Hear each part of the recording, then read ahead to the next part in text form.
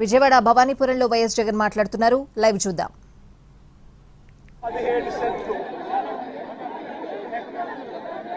ఈ 2 ఎకరాల 17 సెంట్లకు సంబంధించి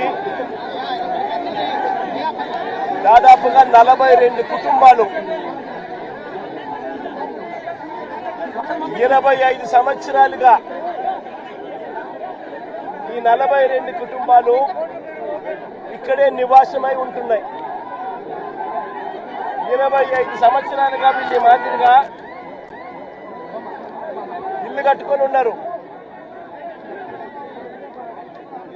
ఈ మాదిరిగా ధ్వంసం చేశారు. 25 సంవత్సరాలుగా వీళ్ళు ఇక్కడ ఇంట్లో ఇల్లు కట్టుకొని ఇక్కడే ఉంటా ఉన్నారు. ఓవైపు ఏమో సుప్రీంకోర్టుకు సంబంధించి సుప్రీంకోర్టులో ఈ స్థలానికి సంబంధించి ఓవైపు ఏమో న్యాయ పోరాటం జరుగుతూ ఉంది.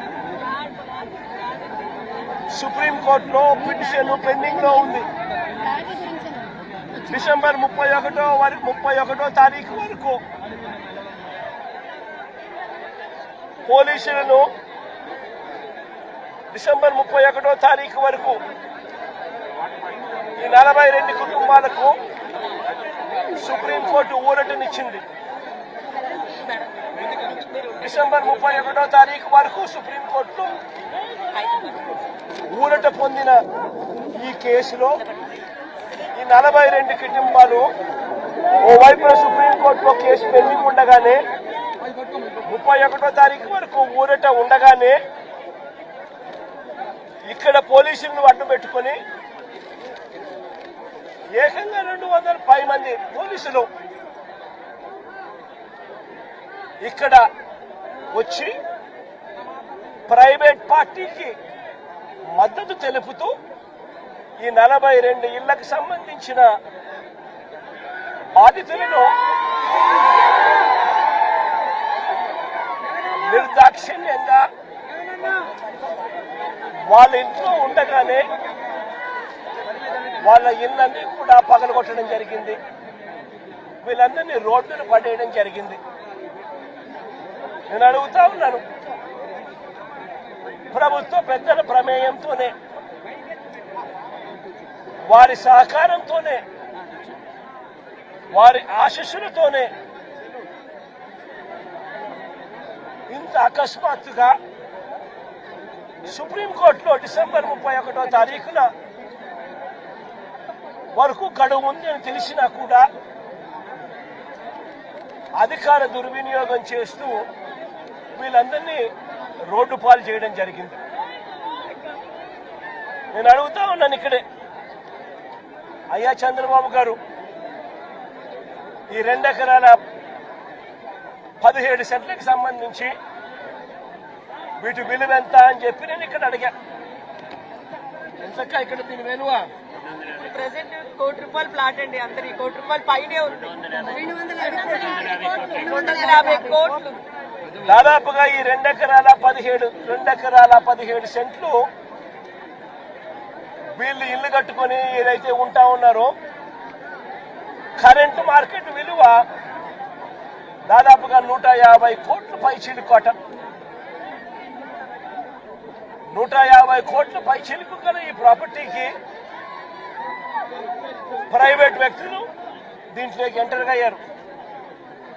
2016లో అంటే అప్పుడు కూడా చంద్రబాబు నాయుడు గారు ముఖ్యమంత్రిగా ఉన్నప్పుడే 2016లో ఒక 1981 సంవత్సరం డేటెడ్ గా 2016లో ఒక ఫేక్ సొసైటీ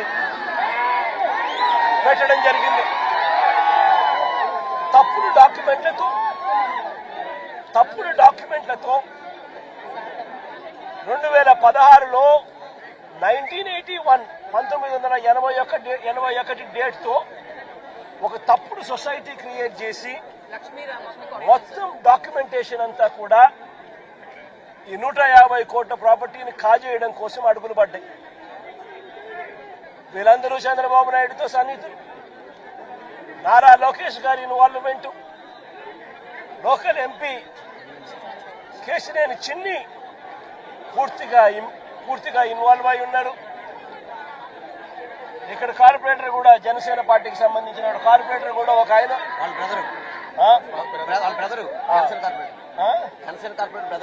జనసేన కార్పొరేటర్ సంబంధించిన బ్రదర్ వాళ్ళ బ్రదర్ కూడా ఇన్వాల్వ్ అయి ఉన్నారు. ఇంతమంది కలిసి అధికార దుర్వినియోగం అనేది ఎలా ఉంటుందన్న దానికి నిదర్శనం ఇది. ఓవైపున కేసులున్నాయి, సుప్రీంకోర్టులో కేసు జరుగుతూ ఉంది. డిసెంబర్ 31వ తారీఖు వరకు వీళ్ళకి వెసులుబాటు ఉంది.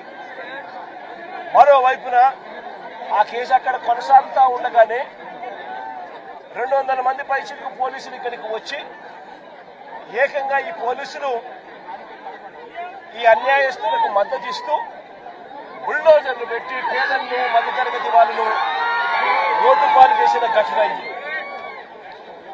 నేను అడుగుతా ఉన్నాను, ఇక్కడే ఈ 2 ఎకరాల 17 సెంట్లలో దాదాపుగా 25 సంవత్సరాల నుంచి, అంటే 2001 పై నుంచి 2001 ముందు నుంచి 25 సంవత్సరాలుగా వీళ్ళు ఇక్కడ నివాసం ఉంటా ఉన్నారు.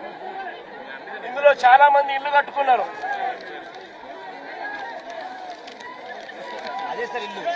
ఇందులో చాలా మంది ఇల్లు కట్టుకున్నారు.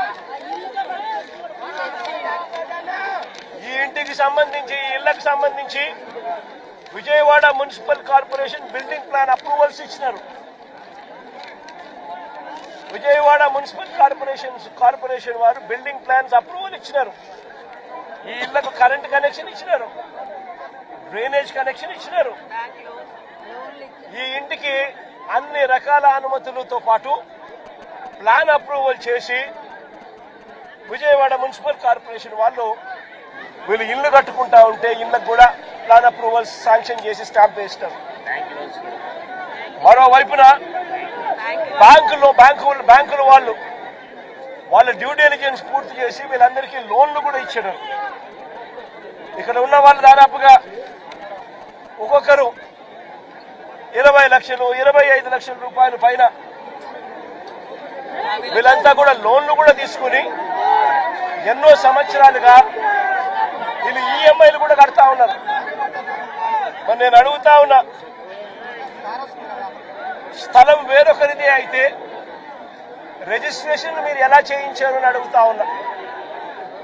స్థలం వేరొకరిదే అయితే బిల్డింగ్ అప్రూవల్ ప్లాన్స్ ఎలా ఇచ్చారు అని అడుగుతా ఉన్నా. స్థలాలు వేరొకరివే అయితే ఈ ఇళ్లకు కరెంటు, డ్రైనేజు, ఇతర కనెక్షన్స్ అన్ని ఎలా ఇచ్చారు అని అడుగుతా ఉన్నా. వేరొకరిదే ఈ స్థలం అయితే వీటికి ఇక్కడ ఉన్న వాళ్లకు బ్యాంకు లోన్లు ఎలా ఇచ్చారని అడుగుతా ఉన్నా. రిజిస్ట్రేషన్ చేశారు, బిల్డింగ్ ప్లాన్ అప్రూవల్స్ ఇచ్చారు, అన్ని రకాల పర్మిషన్స్ ఇచ్చినారు. చివరికి వీరికి బ్యాంకులు వాళ్ళు లోన్లు కూడా ఇచ్చాయి, వాళ్ళ డ్యూ డెలిజెన్స్ పూర్తి చేసి. మన ఇన్ని సవ్యంగా ఉన్నప్పుడు ఇది ఏ రకంగా గవర్నమెంట్ ముందుకొచ్చి వీళ్ళకి ఎటువంటి న్యాయము చేయాలి అన్న కనీసం ఆలోచన కూడా లేకుండా, ఎటువంటి ముందస్తు నోటీసు కూడా ఇవ్వకుండా వీళ్ళ ఇళ్లలో ఉండగానే 200 మంది పోలీసులు పైచిలకు వచ్చి ప్రైవేట్ వ్యక్తులకు మద్దతు ఇస్తూ పొక్లేన్లు పెట్టి, జేసీబీలు పెట్టి, బుల్డోజర్లు పెట్టి ఏకంగా బిల్డింగులు పక్కన కొట్టడం జరిగింది. నేను అడుగుతా ఉన్నాను, వీళ్ళు చాలా మంది చెప్పడం కూడా జరిగింది.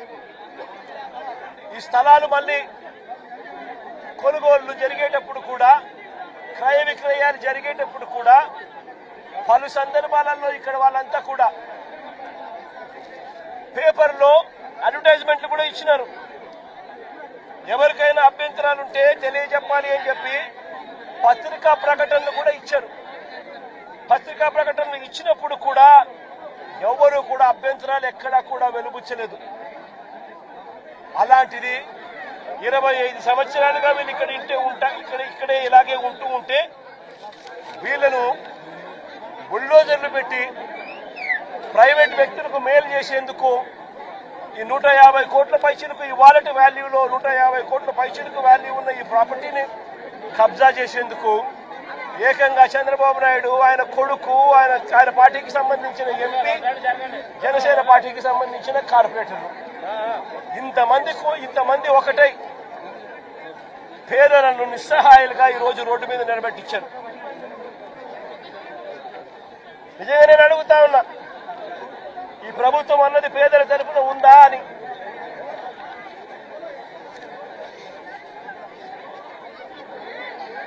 ఎక్కడైనా ఎప్పుడైనా కూడా ప్రభుత్వం అన్నది చేయాల్సింది ఏమిటి? ఇటువంటి పరిస్థితిలో వచ్చినప్పుడు వీళ్ళంతా వెళ్లి కంప్లైంట్లు కూడా ఇచ్చినారు. సాక్షాత్తు చంద్రబాబు నాయుడు కలిసినారు. చంద్రబాబు నాయుడు 3 సార్లు కలిసినారు. లోకేష్ 2 సార్లు కలిసినారు. అర్జీలు ఇచ్చినారు. చివరికి ఎవరికైతే వీళ్ళు అర్జీలు ఇచ్చినారో వాళ్లే కుట్ర పన్ని వాళ్ళ ఎంపీలు, వాళ్ళకి సంబంధించిన కార్పొరేటర్లు వీళ్ళంతా కలిసి కుట్ర పన్ని ఏ రకంగా వీళ్ళంతా కూడా వీళ్ళకి అన్యాయం చేశారు అన్నదానికి నిదర్శనం ఇది. నేను ఒకటే అడుగుతా ఉన్నా, అయ్యా చంద్రబాబు నాయుడు గారు, ఇక్కడే కాదు రాష్ట్ర వ్యాప్తంగా కూడా ఇదే మాదిరిగా కొనసాగుతా ఉంది. రాష్ట్ర వ్యాప్తంగా కూడా అనేక చోట్ల ఎక్కడైనా చిన్న లిటిగేషన్లు ఎక్కడైనా ఉంటే డైరెక్ట్ గా తెలుగుదేశం పార్టీకి సంబంధించిన నాయకులు, ఎమ్మెల్యేలు ఇన్వాల్వ్ అయిపోతా ఉన్నారు. లిటిగేషన్ ఉన్న చోట వీళ్ళంతటి వీళ్ళే అడుగు పెట్టేసి ఆ ల్యాండ్ కబ్జా చేసేస్తా ఉన్నారు. కొన్ని చోట్ల వీళ్ళే లిటిగేషన్ క్రియేట్ చేస్తా ఉన్నారు. వీళ్ళే నిషేధిత జాబితాలో ప్రాపర్టీస్ ను బలవంతంగా పెట్టించేసేస్తున్నారు. వీళ్ళే లిటిగేషన్ క్రియేట్ చేసి వీళ్ళే కూడా కబ్జాలు చేసే కార్యక్రమాలు జరుగుతూ ఉన్నాయి. రాష్ట్ర వ్యాప్తంగా ఇదే రకమైన అన్యాయం కొనసాగుతూనే ఉంది. నేను ఇప్పటికైనా చంద్రబాబు నాయుడు గారికి ఒకటే చెప్తా ఉన్నా, ఈ ప్రెస్ కాన్ఫరెన్స్ ద్వారా ప్రతి ఒక్కరికి కూడా నేను ఒకటే మనవి చేస్తా ఉన్నా, దీంట్లో సిబిఐ ఎంక్వైరీ జరిగించాలి. ఇక్కడ ఏ రకంగా చంద్రబాబు నాయుడు గారు కొడుకు, ఏ రకంగా తెలుగుదేశం పార్టీకి సంబంధించిన ఎంపీ, ఏ రకంగా వీళ్ళంతా కూడా ఇన్వాల్వ్ అయ్యి ఇంక్లూడింగ్ జనసేన కార్పొరేటర్తో సహా ఏ రకంగా వీళ్ళంతా కూడా దీన్ని కబ్జా చేసే కార్యక్రమం చేస్తా ఉన్నారు అనేది ప్రజలకు తెలియాలి. ఇంతకుముందు చంద్రబాబు నాయుడు గారు ముఖ్యమంత్రిగా గతంలో ఉన్నప్పుడు 2016లో ఒక ఫేక్ సొసైటీ క్రియేట్ చేసి 1981 డేట్ వేసి ఏ రకంగా పేదల ఆస్తుల మీద, పేద ప్రజల ఆస్తుల మీద ఏ రకంగా కన్నేశారు అన్నది కూడా ఇవన్నీ బయటికి రావాలి. ఇవన్నీ కూడా రాష్ట్ర ప్రభుత్వం కోర్టుల్లో ప్రజల తరపున, పేదల తరపున, మధ్యతరగతి వాళ్ళ తరపున ఆర్గ్యుమెంట్ చేయాల్సింది పోయి, వాళ్లకు తరపున నిలబడాల్సింది పోయి, వీళ్లకు వ్యతిరేకంగా రాష్ట్ర ప్రభుత్వమే స్వయంగా కోర్టులలో వ్యతిరేక అఫిడవిట్లు, వ్యతిరేక పిటిషన్స్ వేసి వీళ్ళకి అన్యాయం చేయడంలో రాష్ట్ర ప్రభుత్వం తన పాత్ర తాను పోషించింది. వీటి అన్నిటి మీద కూడా ఎంక్వైరీ జరగాలి. జరిగి దోషులను, అది చంద్రబాబు నాయుడు కావచ్చు, లోకేష్ కావచ్చు, తెలుగుదేశం పార్టీ విజయవాడ ఎంపీ కావచ్చు, ఇక్కడ తెలుగుదేశం పార్టీ ఇక్కడ జనసేన కార్పొరేటర్ కావచ్చు, వీళ్ళందరి పాత్ర మీద కూడా ఎంక్వైరీ జరగాలి. జరిగి నిజాలన్నీ కూడా బయటకు తీసుకొని రావాలి. వీళ్ళందరూ కూడా ఎవరైతే నష్టపోయినారో 25 ఏళ్ల నుంచి ఇక్కడే ఉంటున్నారు, ఒక్కొక్కరికి లోన్లున్నాయి, 20 లక్షలు 25 లక్షల రూపాయలు బ్యాంకుల్లో రుణాలున్నాయి. వీళ్ళని తీసుకొని పోయి ఇప్పుడు నడు రోడ్డు మీద పెట్టారు. వీళ్ళు బతికేది ఎలా? వీళ్ళ లోన్లు ఎలా తీరుస్తారు? రాష్ట్ర ప్రభుత్వం కనికరం చూపించని ఈ పరిస్థితి నుంచి వీళ్ళ పరిస్థితి మారాలి. వీళ్ళందరికీ కూడా ఇమ్మీడియట్లీ ఇక్కడే గవర్నమెంట్ రావాలి. వీళ్ళకి సంబంధించిన లోన్లన్నీ కూడా గవర్నమెంట్ తన రెస్పాన్సిబిలిటీ కింద గవర్నమెంటే కట్టేట్టుగా తీసుకోవాలి. నష్టపోయిన వీళ్ళందరికీ కూడా ఇక్కడే స్థలాలు ఇస్తారా, లేకపోతే ఇలాంటి స్థలమే ఇంకో చోట ఇచ్చి ఇంకో ఇల్లు కట్టించి వీళ్ళకి న్యాయం చేస్తారా అన్నది గవర్నమెంట్ డిసైడ్ చేసుకోవాలి. చంద్రబాబు నాయుడు గారు గట్టిగా ఒకటే చెప్తా ఉన్నా, అయ్యా చంద్రబాబు, నువ్వు గన ఈ కార్యక్రమం చేయకపోతే రేపొద్దున మా ప్రభుత్వం వచ్చిన తర్వాత వైఎస్ఆర్సీపీ ప్రభుత్వం వచ్చిన తర్వాత ఖచ్చితంగా చెప్తా ఉన్నాను, ఇదే ఎంక్వైరీ మేమేస్తాం, మిమ్మల్ని కోర్టు ముందర దోషులుగా నిలబెట్టడమే కాకుండా వీళ్ళందరికీ కూడా, బాధితులందరికీ కూడా కంటికి రెప్పలా మేమంతా కూడా కాపాడుకుంటూ, వీళ్ళందరూ కూడా ఎవరైతే నష్టపోయినారో ప్రతి ఒక్కరికి కూడా ఆ నష్టంలో ప్రభుత్వం భాగస్వామ్యమై వీళ్ళందరికీ తోడుగా ఉంటుందని చెప్పి బాధితుల తరఫున మీ జగనన్న మాటిస్తా ఉన్నాడు అని చెప్పి ప్రతి బాధితుడికి కూడా నేను చెప్తా ఉన్నాను.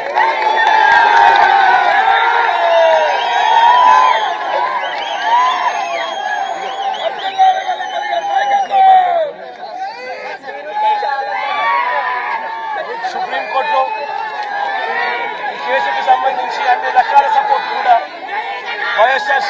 వైఎస్ఆర్సీపీ తరఫున న్యాయానికి సంబంధించిన సుప్రీంకోర్టులో కానీ హైకోర్టులలో కానీ వీళ్ళ తరఫున ఆర్గ్యూ చేసే దానికోసం లాయర్ల దగ్గర నుంచి ప్రతి ఒక్కరికి న్యాయం తరఫున ప్రతి ఒక్కరికి కూడా అన్ని రకాల సహాయ సహకారాలు కూడా కొనసాగిస్తామని కూడా తెలియజేస్తాం.